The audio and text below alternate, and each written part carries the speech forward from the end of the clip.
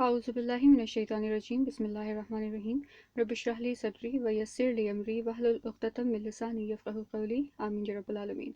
Assalamu alaikum everyone. I hope all of you are doing great.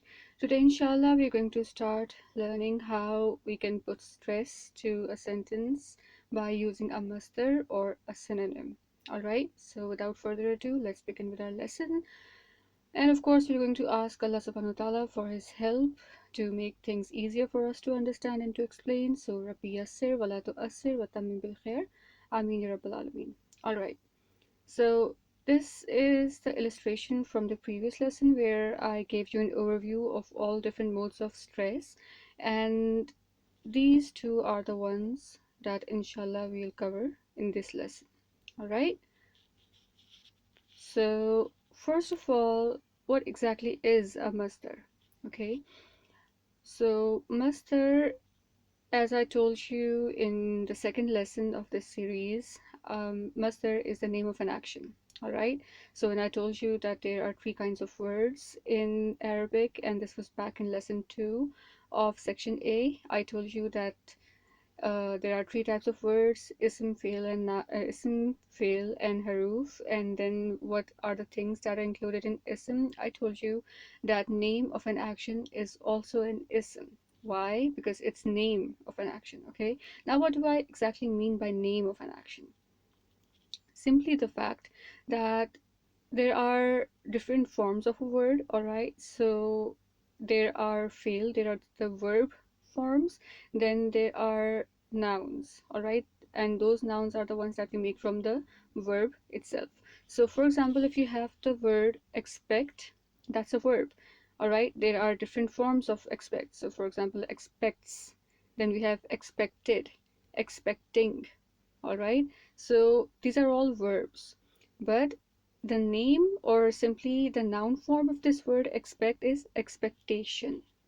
All right, so since it is the noun form of expect, we call it simply name of an action, or since we are doing Arabic, so of course it's going to be called masdar.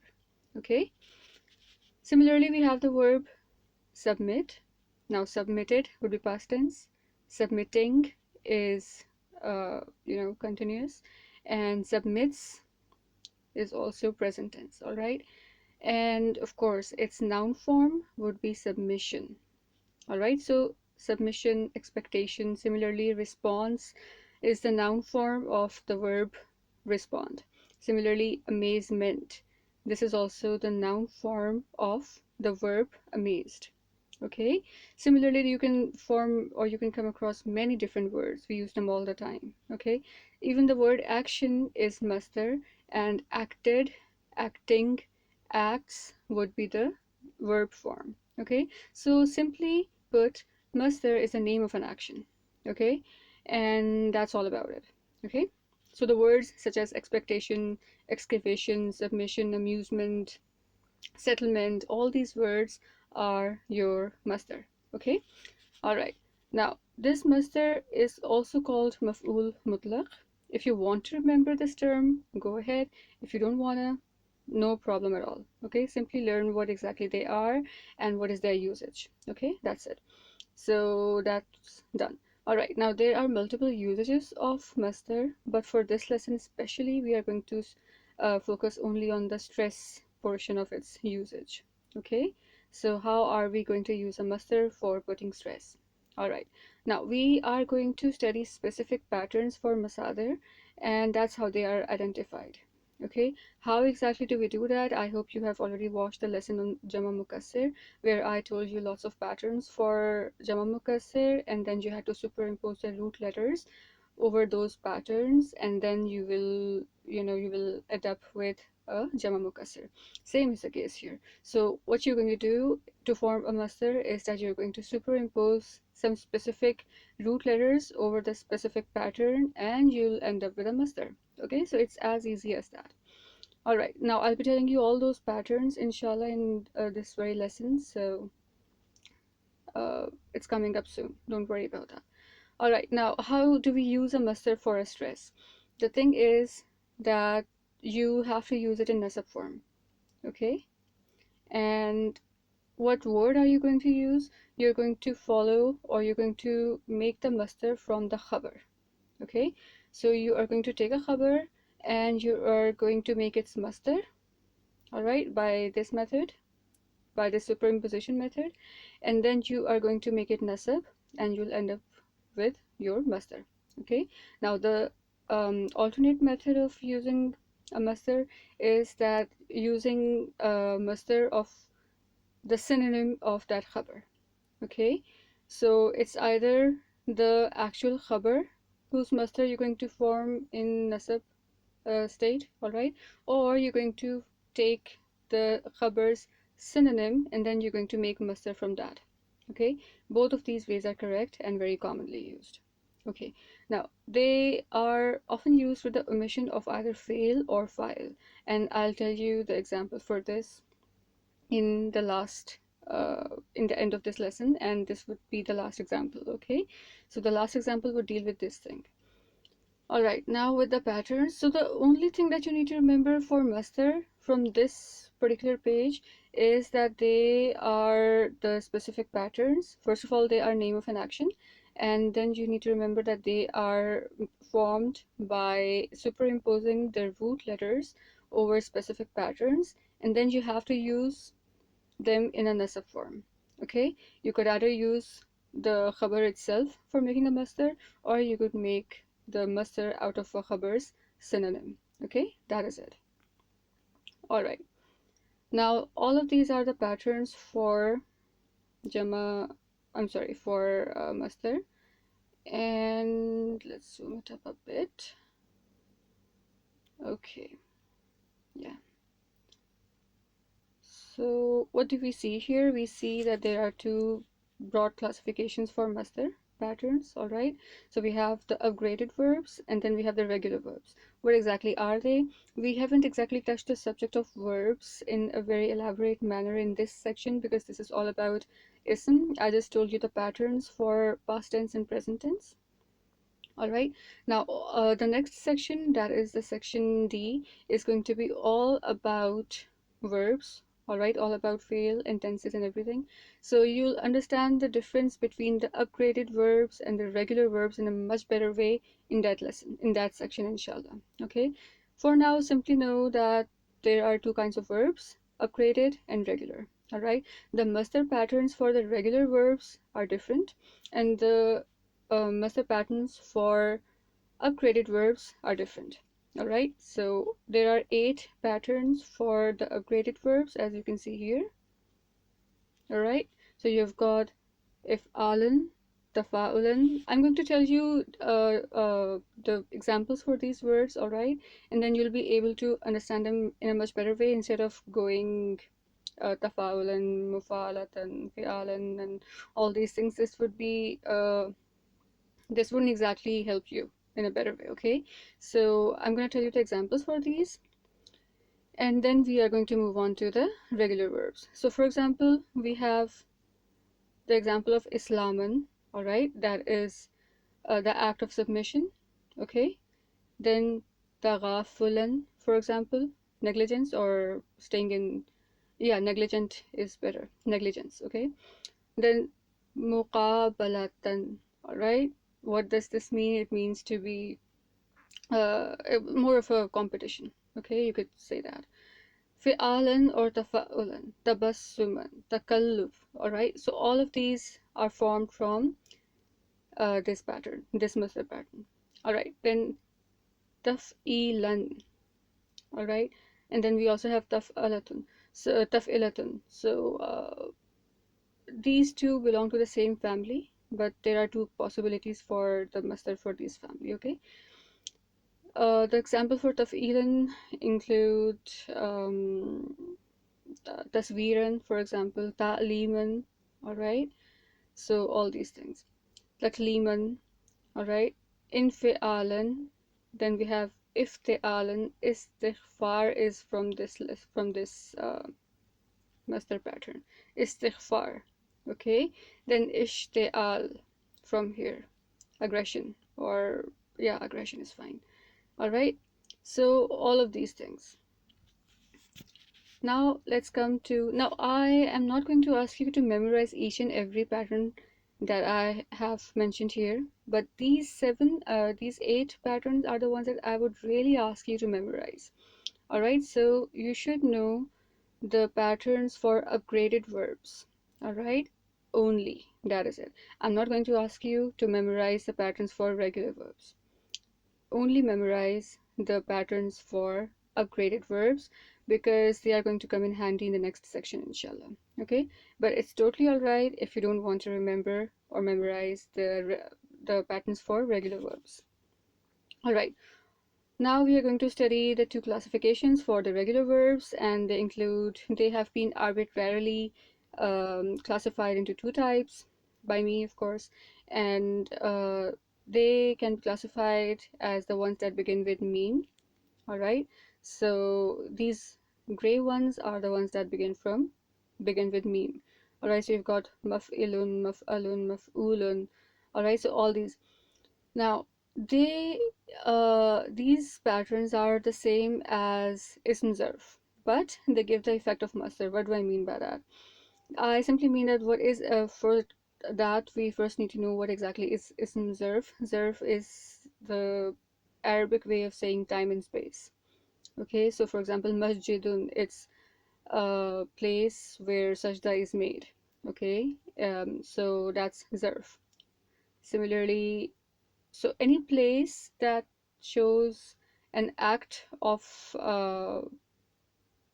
that shows the happening of an act at that place, that is called zarf makan. Okay, and then you've got zarf zaman is time. So any time of some action to take place, that is called your ism zarf zaman.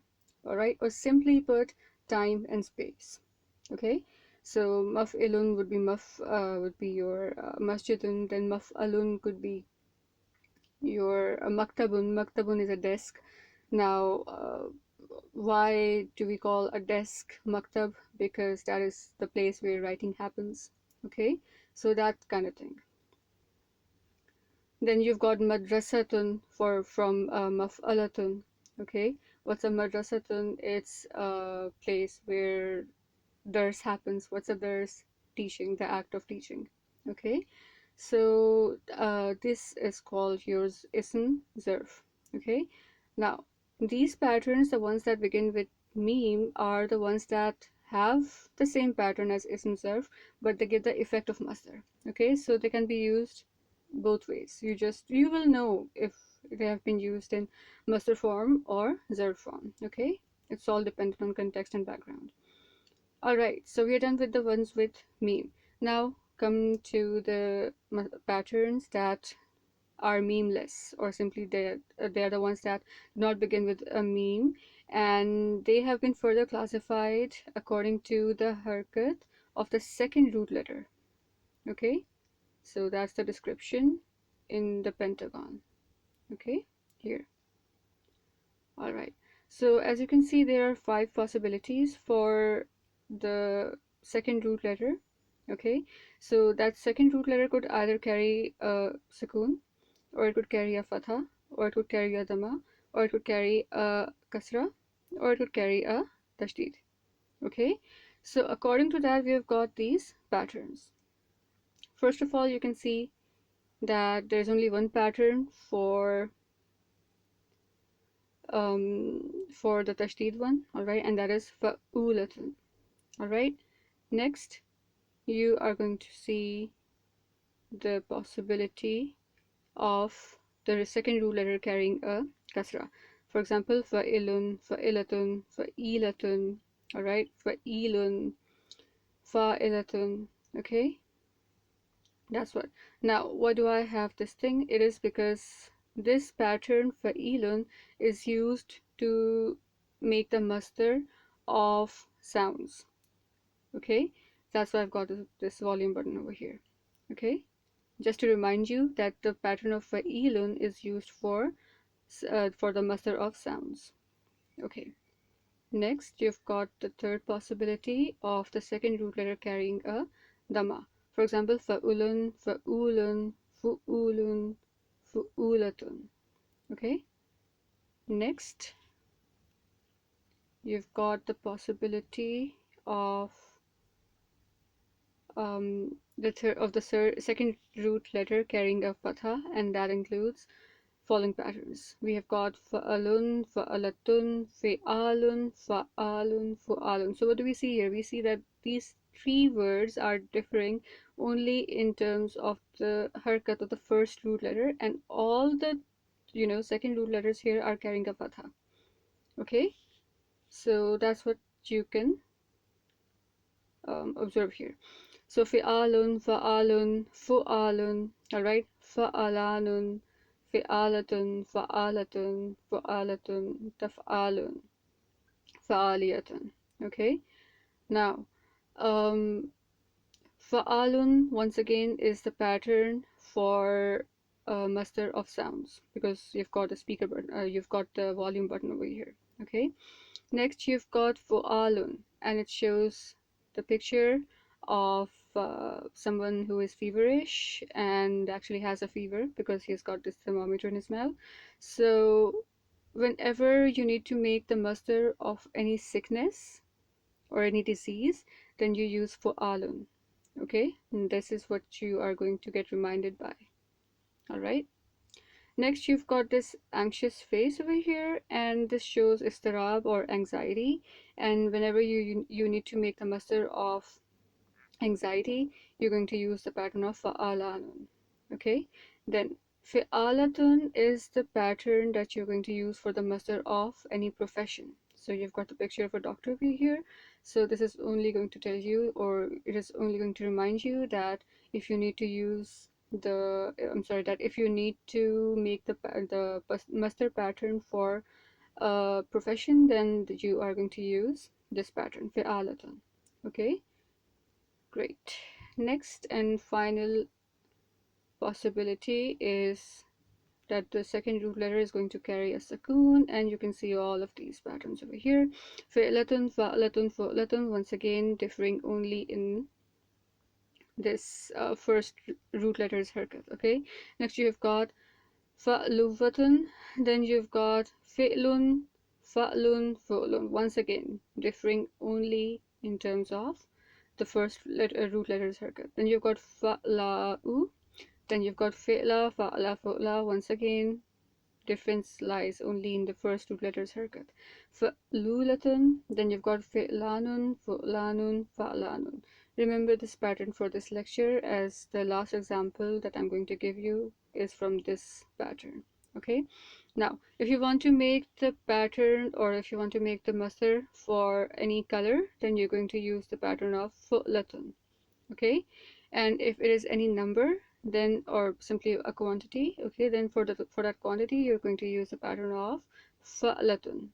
Okay, then for this pattern you can see this this image saying it's thinking, it's pondering that how did something happen. Okay, so it's called noyat, but it's totally alright if you remember this pattern as fi'latun, and if you need to know what exactly it is used for the scenarios where you need to know how a certain act was performed. Okay, so that's what this emoticon is going to remind you of. All right, now these are all the patterns. I have told you exactly how I have categorized them, and I have also told you what are the specific patterns, some of the specific patterns used for. Now just a couple of examples, and then we're going to wind up the lesson. Okay, so our first example is al-kalamu wasihun wuzuhan. Now all the masadir here have been highlighted in or written in the blue font, and this is our khabar. Okay, so this is what you need to remember, and this line here shows that this is the khabar and its masdar combo. Okay, all right, now al-kalamu, the word.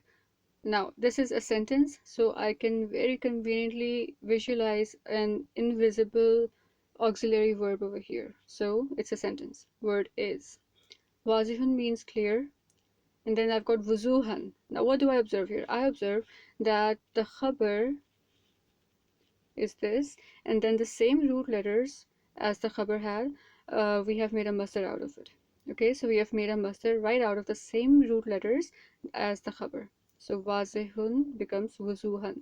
Since this is nasab and it has the same root letters as the khabar, it is very, very clear that this wuzuhan is a masdar. So even if you don't know those patterns that I told you above, if you know this simple rule, you're simply going to understand that this is actually a masdar, and well, it's a stress over here.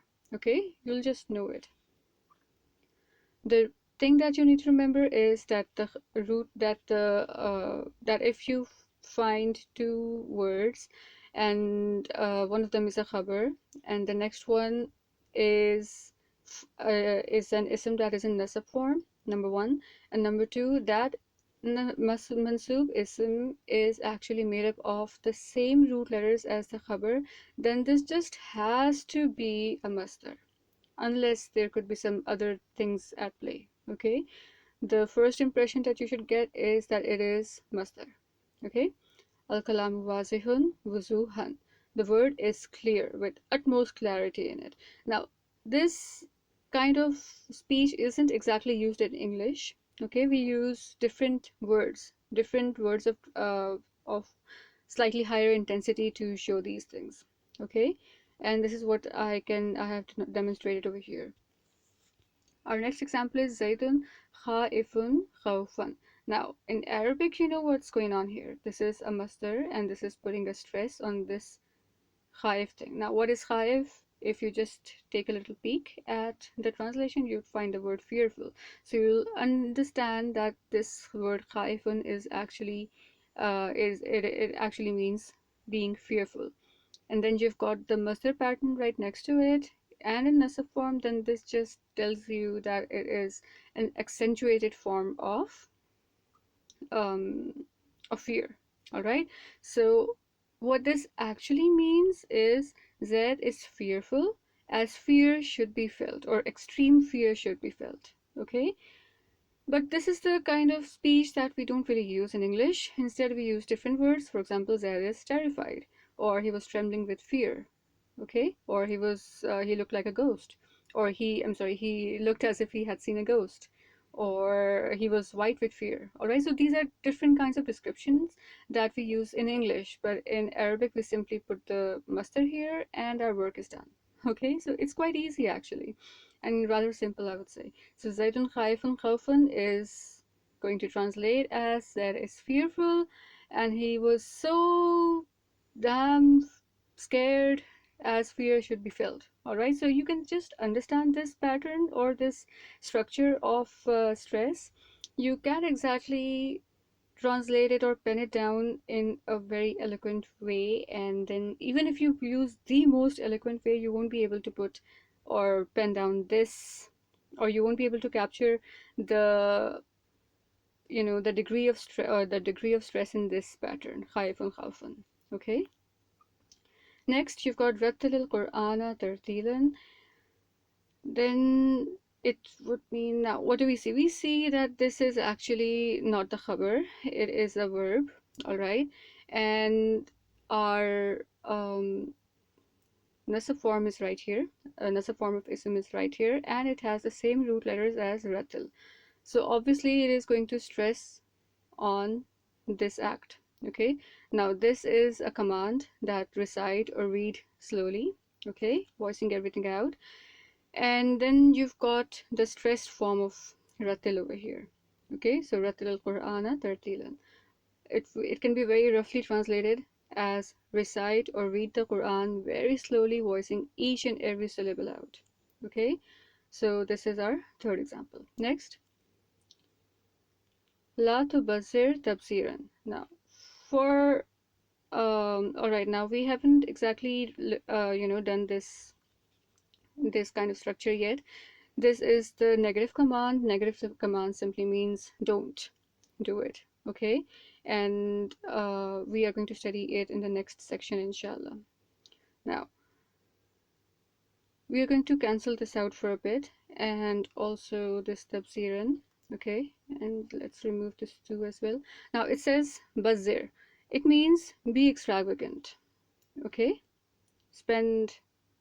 Extravagance means to spend aimlessly and to to spend on useless things. Okay, so that is bazir. So bazir would mean indulge or be extravagant. Okay, now we are going to get our tabzir again. So we can see it says bazir tabziran. It would mean that we as extravagant as is needed to reach the apex of extravagance, as I've said here. Okay, so it is actually telling us to be, or encouraging us to be as extravagant as possible. All right, so this is what bazir tabziran would be. However, we have la in the beginning, right there in the beginning, so it means la tubazzir tabziran. So what it would translate into is, do not indulge in extravagance, even the tiniest bit of extravagance. All right, so don't even get near that thing, don't even wander near it. Okay, so that's what this la is, la, and then this tabzir, this pattern, this masdar pattern indicates. Okay, that do not indulge in extravagance, even in the tiniest bit of it. Okay, next.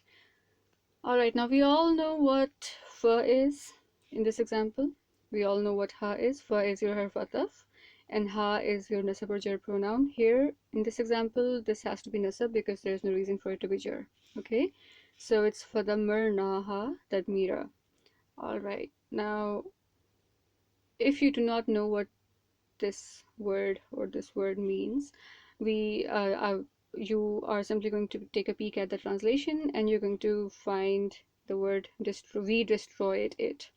Now we destroyed it, it fits with the structure of this. All right, so you are going to simply understand that dammar means, or tadmiran means, to destroy. Okay, so how are you going to translate it? Because you've got this act here, your fail here, and then you've got the masdar from this fail, that miran. So you're going to translate it as so, or then we destroyed it with an absolute destruction. Now in English, we say we wrecked it. Okay, we don't exactly use this structure. Okay, with an absolute destruction. So we simply say that we wrecked it. Okay, all right. Next example is Kallamallahu Musa takliman. And now, what does it mean? It simply means that Allah subhanahu wa ta'ala conversed with Musa alayhi salam as conversation is meant to be done. Okay, so takliman. All right, and this is the masdar form of kallama, to speak, to converse. Okay, all right, now, oh yeah, so you've got rafa form of the word Allah, and then you cannot exactly decide the form, the Arab of the word Musa. All right, so but you also remember that the word Musa is mabni, so it's going to be Musa, Musa, Musa for rafa, nasab, and jar. So here it has to be nasab, of course. Okay, so these things come with um, consultation and more reading. Okay, next we've got another example. Zaidun qa'idun qu'udan. It means Zaid is sitting with absolute comfort, or simply you could say that he is sitting very comfortably. Okay, now what have I done here? I have replaced this masdar with the masdar of synonym of sitting, of qa'id. Okay, so julusan. Now why do we do it exactly? It's just a way of spicing things up. Okay, so instead of using the masdar from the khabar itself, you simply use the masdar from the synonym of the khabar. Okay, so julusan also means sitting, and since it is in masdar form and since it is the masdar and in nasab form, it means that a stress has been applied to the act of sitting. So Z is sitting with absolute comfort. Okay, or simply comfortably. The same thing can be observed here. Farihtu jasalan and Farihtu farahan. Now this is the masdar of Farihtu, of this past tense, all right, of this verb.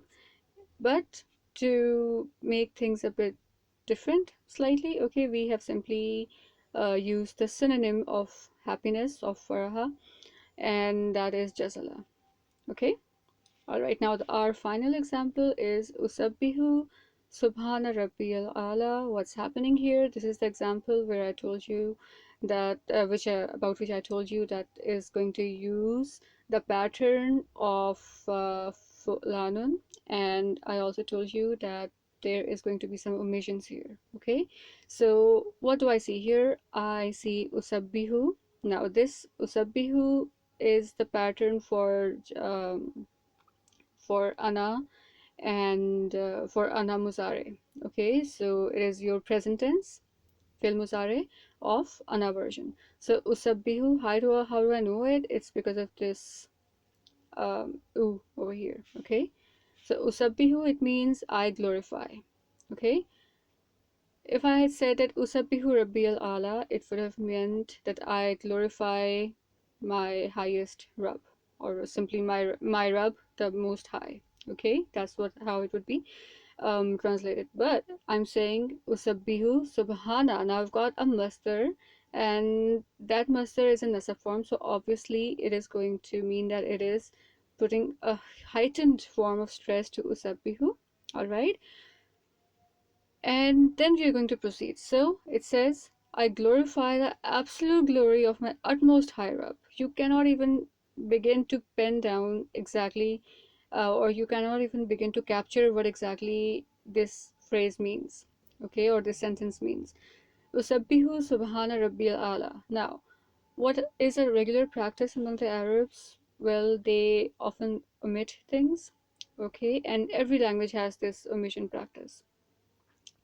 I'll shed some light on this omission thing in the next section, inshallah.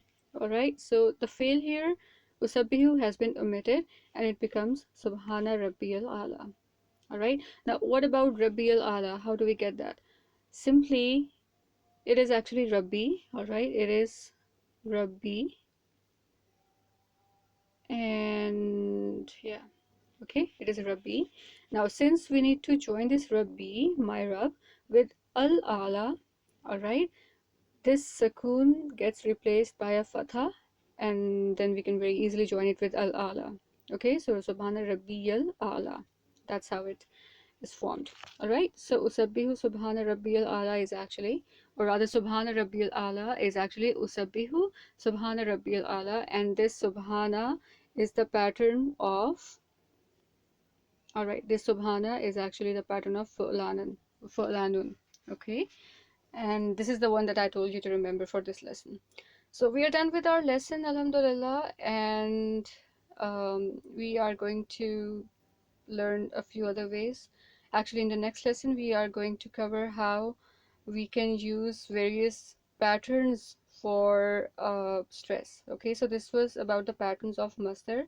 Now we're going to learn the patterns of Ism Mubalagha for exaggeration. Okay, so this is what inshallah we're going to learn in the next lesson. So, well, remember or memorize this Masdar thing, and especially these 8 patterns for the upgraded verbs, and inshallah you'll be good to go in the next section with utmost ease, inshallah. So I'll take your leave now. See you in the next lesson. Barakallahu li wa lakum fil Qur'an al-Hakim. Allah Hafiz.